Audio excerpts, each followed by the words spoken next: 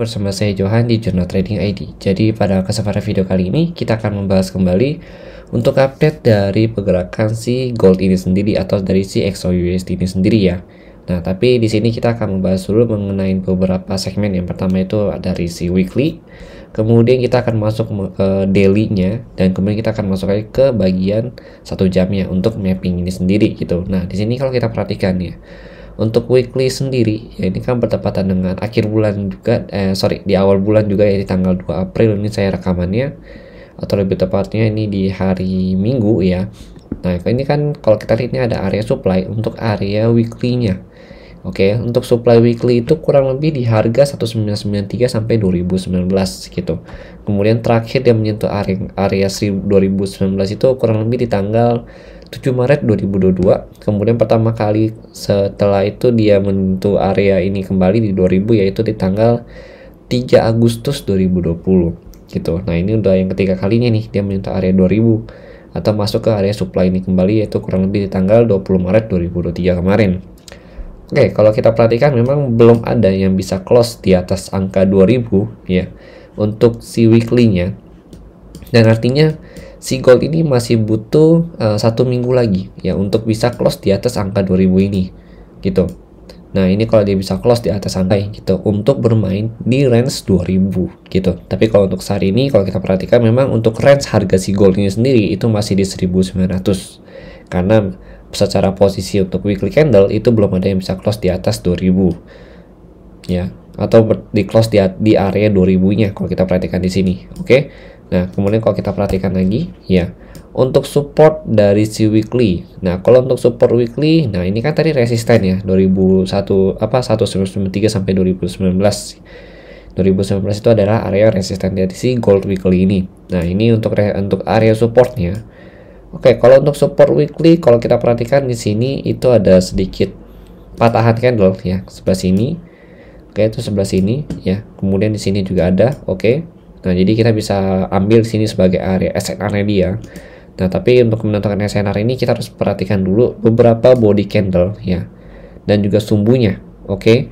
Nah, ini kan ada sumbu, 2 sumbu candle, ini ada beberapa sumbu juga. Jadi memang kalau kita perhatikan untuk sumbu si candle ini itu nggak rata gitu. Jadi ini kita bisa langsung ambil dengan satu poin aja ya, atau satu level dia memang paling sering disentuh oleh si gold ini sendiri atau oleh si harga pasar ini sendiri. Nah, kalau kita perhatikan untuk angka atau range area 1911 itu sering banget disentuh oleh mereka orang ya untuk di weekly candle-nya ini.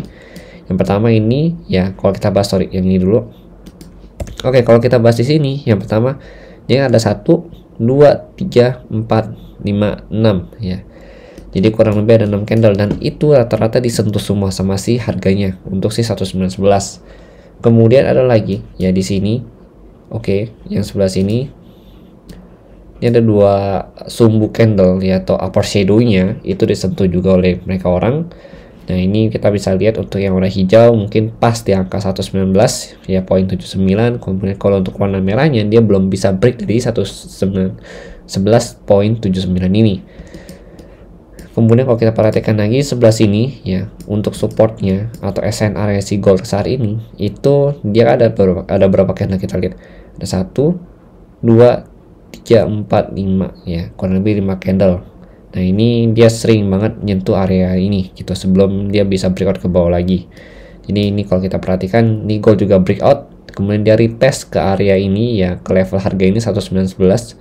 Kemudian dia turun lagi, nah ini dia breakout lagi gitu. Jadi memang kalau kita perhatikan untuk sentimen si market pasar si gold ini sendiri itu memang sangat volatil ya, atau volatilitas cukup tinggi gitu.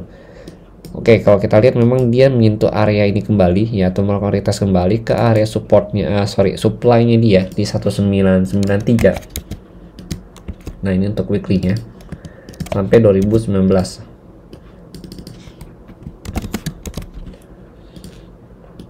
Nah, harga gold ini closing di bawah supply ini gitu. Artinya supply ini masih berfungsi gitu. Dan closingan gold itu untuk saat ini atau di 1969.24 gitu. Oke, mungkin ini kalau mengenai harga closing memang nantinya setiap broker itu pasti akan berbeda. Tapi biasanya itu nggak lebih dari 5 pip untuk harga closingnya untuk setiap brokernya gitu. Nah, ini kalau kita perhatikan artinya untuk support masih sama di 1911.79. Kemudian kalau kita perhatikan ini ada sedikit gap ya, kurang lebih di 1965 sampai 1971 itu belum ditutup juga untuk si gold ini sendiri. Dan ini adalah next supportnya dia kalau untuk weekly. Jadi setelah 1911 itu di break ya, maka next support untuk weekly itu ada kurang lebih di harga 1809.52. Oke. Yang pertama ini disentuh. Oke. Kemudian ini disentuh juga, ini disentuh juga, ini disentuh juga. Jadi kalau kita perhatikan, setiap dia menyentuh area-area ini, dia punya beberapa candle yang break atau dipatahkan gitu. Jadi punya tahanan harga. Nah, itu kita sebut sebagai area SNR-nya dia gitu. Oke, jadi ini kalau untuk SNR dari si weekly-nya. Kalau kita perhatikan ya, secara pergerakan harga untuk si weekly ini, itu dia masih belum membentuk kategori trend uptrend ya. Karena posisinya memang candle-nya bullish di sini. Untuk candle memang bullish. Ya, tapi dia untuk membentuk area uptrend kembali ya, dia itu butuh untuk break dari area ini gitu. Dia butuh untuk break dari zone ini dulu yang warna hijau ini. Oke. Jadi selama dia belum bisa break dari zone ini, itu belum dikategorikan sebagai bullish atau penerusan dari pergerakan harga si gold ini sendiri. Secara weekly candle memang saya akui ini bullish semua, oke. Ini bullish dari sini sampai ke sini itu bullish semua untuk candlenya. Jadi memang kalau kita perhatikan di sini ya, selama Amerika masih terus melemah untuk ekonominya dan juga trust orang-orang ke Amerika itu masih terus melemah ya. Karena kan memang Amerika itu menjadi negara yang paling baik diperhatikan ya, dan si gold ini juga dipasangkan dengan si US dollar gitu. Jadi memang Amerika jadi pandangan utama untuk banyak investor ataupun pelaku pasar lainnya gitu. Jadi memang kalau kita perhatikan si gold ini masih potensi koreksi ke 1911 dulu, baru dia lanjut untuk naik ke atas gitu, retest kembali ke sini. Nah, retest yang ini itu potensi untuk di breakout oleh si gold ini, lalu dia terbang lagi gitu. Terbang kurang lebih bisa kemana? Nah, ini kan kita nggak tahu nih, karena memang all time high-nya tidak ada. All time high dia terakhir itu ada di 2070 gitu. Kalau kita perhatikan di sini di tanggal 7 Maret 2022 gitu. Ini 7 Maret loh.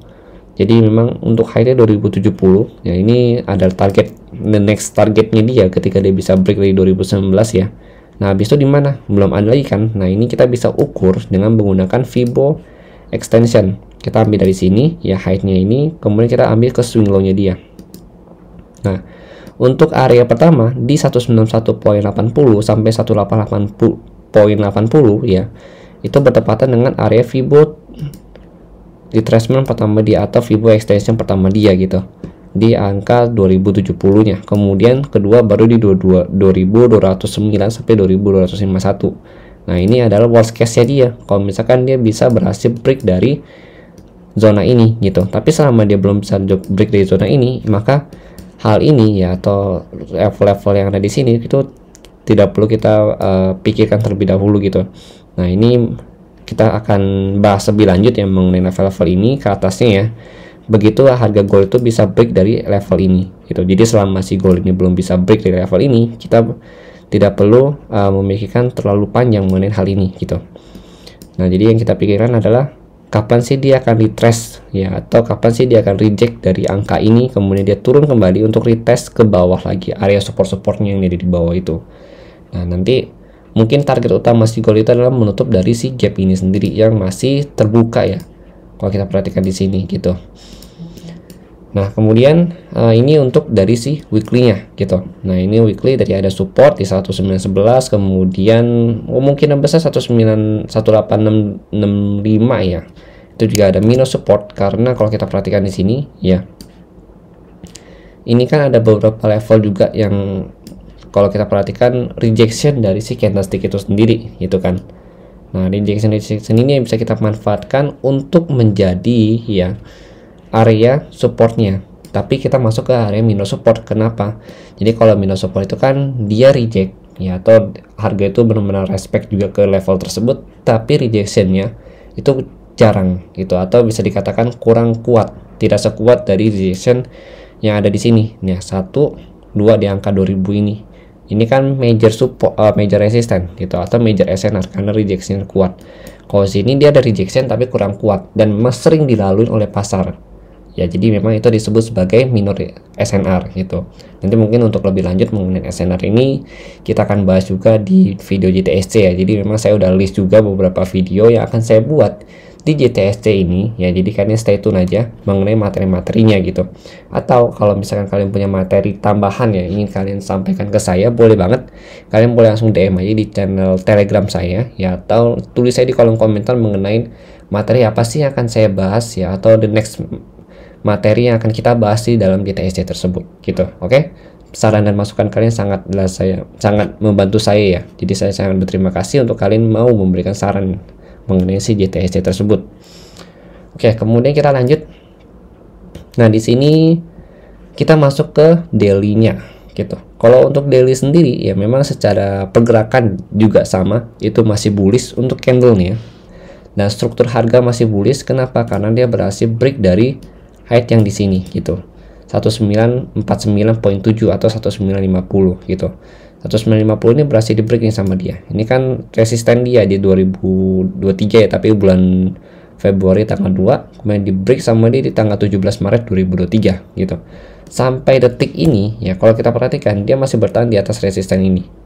Jadi memang secara harga ya itu masih potensi sekali untuk melanjutkan kenaikan ke atas selama dia belum bisa break dari si 1950 ini gitu. Jadi syarat pertama ya, dia harus bisa break dulu dari resisten, dari support ini ya 1950, baru dia bisa melanjutkan penurunan ke bawah kurang lebih ke harga 1916 terlebih dahulu gitu. Perhatikan dia membentuk sebuah price action yang bisa dikatakan sebagai symmetrical triangle ya. Jadi kalau untuk symmetrical triangle ini lebih cenderung untuk bullish ya, karena memang dia dibentuknya itu dari bagian bawah sini gitu ya kan. Kalau kita perhatikan sini memang lebih cenderung untuk melanjutkan kenaikan ke atas kalau kita perhatikan. Tapi kalau untuk price action begini biasanya saya lebih menunggu ya, dia itu breakout ya di bagian supportnya dia ya, di bagian bawah sini atau di bagian atas ini sebagai resistennya gitu. Jadi kita untuk lebih clear direction ya, ini kan kalau kita perhatikan harganya itu sudah semakin mengerucut ya, mulai dari tanggal 20 Maret itu mulai terbentuk sampai 31 Maret ini ya, itu kan dia benar-benar mengerucut nih ya untuk harganya itu. Jadi tinggal sisa 1 atau 2 hari lagi untuk break dari si symmetrical triangle ini gitu. Jadi kalau misalkan kalian punya pandangan nih, kalau misalkan ini kalian punya pandangan mengenai pattern ini ya yang saya sebutkan, boleh banget nih kalian sharingkan di kolom komentar juga ya pandangan kalian mengenai pattern ini. Nah, ini kalau dia berhasil break dari angka ini nih, kalau kita perhatikan ya dari si resisten ini kan kalau kita perhatikan resistennya kurang lebih itu di harga 1984 ya kan.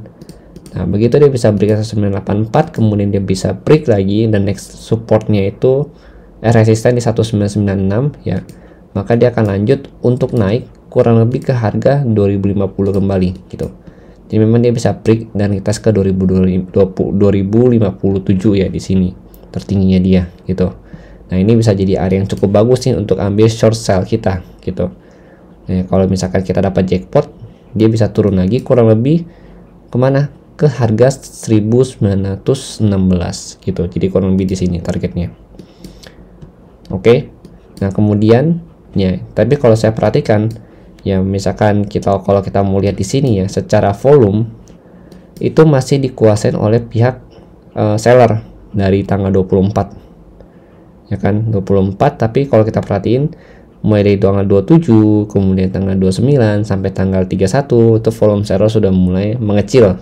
Tapi kalau untuk volume bayarnya masih stabil gitu di tanggal 28 sampai 30 gitu.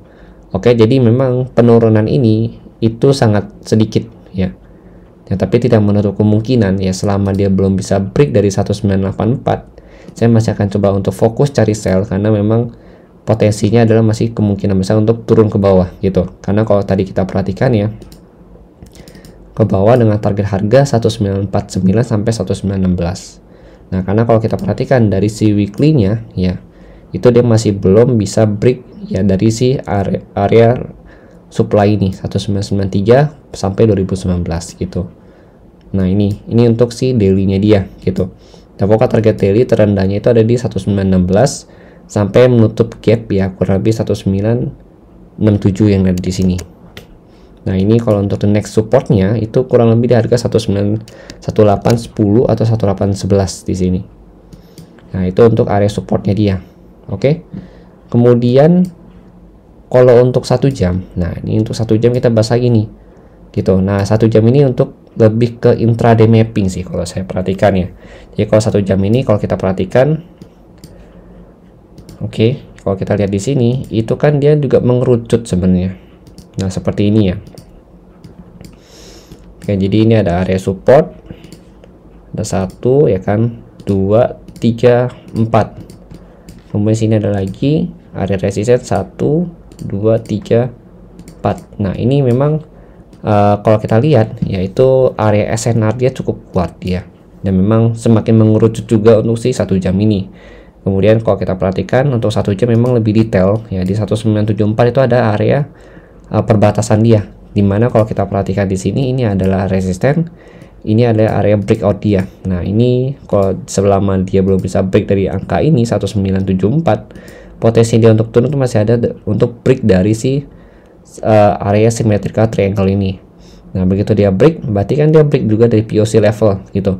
Kemungkinan besar dia akan kesini dulu yang ngambil supportnya dia di 1960 kembali seperti biasa, kemudian lanjut naik ke 1974, baru dia turun ke angka supply demand di area demandnya ini, yaitu kurang lebih di harga 1944 ya sampai 1950 ini. Oke, jadi ini masih kalau kita perhatikan ya masih cenderung potensi untuk turun gitu. Nah, kemudian selama dia bisa, maksudnya selama dia belum bisa break dari 1982, berarti saya masih akan tetap fokus untuk cari area sell.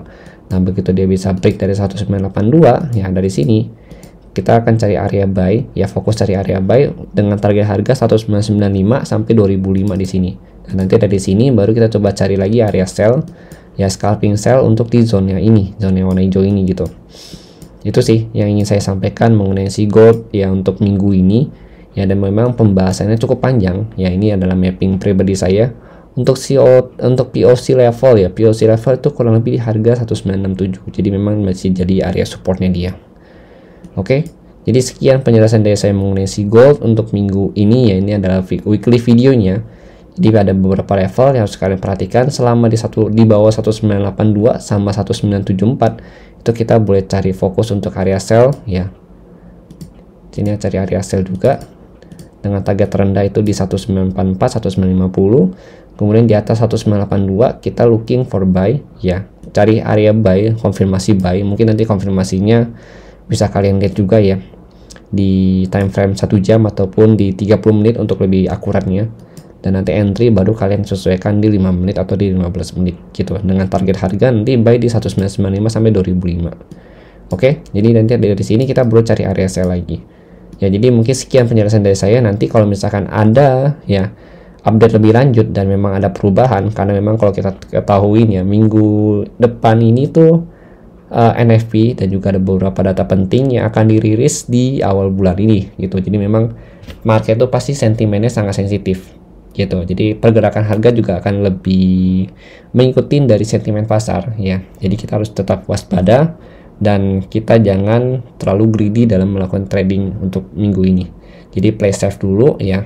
Kita defensif dulu sampai keadaan market itu benar-benar cukup stabil, baru kita mulai bermain ya dengan normal kembali. Oke, jadi sekian penjelasan dari saya juga saran dari saya. Terima kasih dan sampai jumpa pada video berikutnya.